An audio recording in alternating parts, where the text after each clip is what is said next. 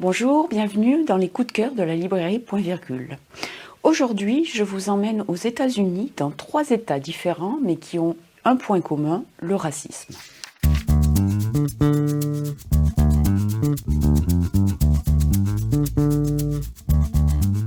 Direction la Louisiane avec ce livre, L'autre moitié de soi, de Britt Bennett aux éditions J'ai lu. L'action se situe à Mallard, dans les années 60. Et Mallard, elle a la particularité d'être une localité habitée par une population noire, mais qui a la peau très blanche, à force de métissage. Un beau soir, des jumelles disparaissent et restent introuvables. Mais 14 ans plus tard, l'une d'elles revient avec, au sacrilège, un enfant à la peau très noire. L'autre, cependant, ne revient pas. Au fil du texte, on va découvrir en fait que le problème de cette famille, c'est le racisme ambiant et que ce racisme pose la question de l'intégration de la population noire aux États-Unis et que pour vivre ses rêves, il faut parfois renier son identité en faisant parfois des choix douloureux aussi, comme notamment quitter sa famille. C'est un roman dont l'histoire est assez intrigante, habilement menée, mais aussi très marquante. Allez, nous partons maintenant dans le Michigan, direction Détroit, dans les années 30, avec Là où nous dansions, de Judith Périgon, chez Payot Rivage. C'est l'âge d'or de l'industrie automobile, dont Détroit est la capitale.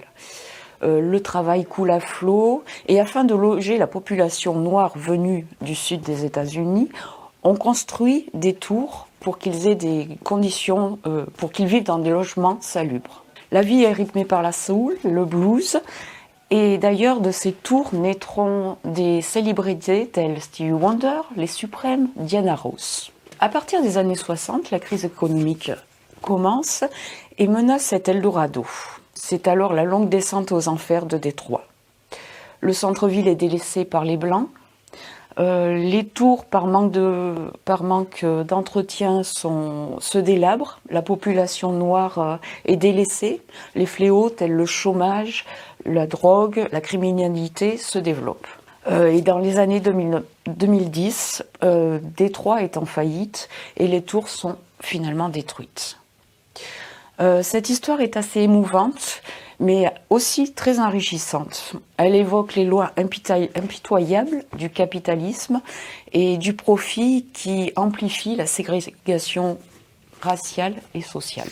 Allez, en route pour l'Alabama, à Birmingham précisément dans les années 60, avec Alabama 1963 de Ludovic Manchette et Christian Niemek aux éditions Pocket.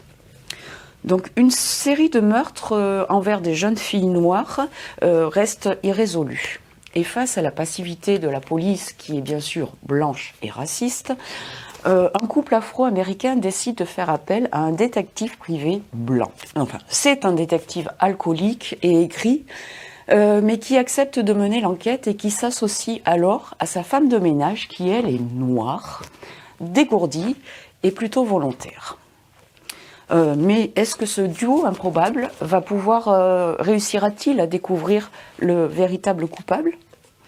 C'est une enquête captivante avec des personnages hauts en couleur, inoubliables, mêlant à la fois humour et ironie pour dénoncer la ségrégation raciale. C'est un très bon moment de lecture que je vous conseille vivement. À bientôt et bonne lecture.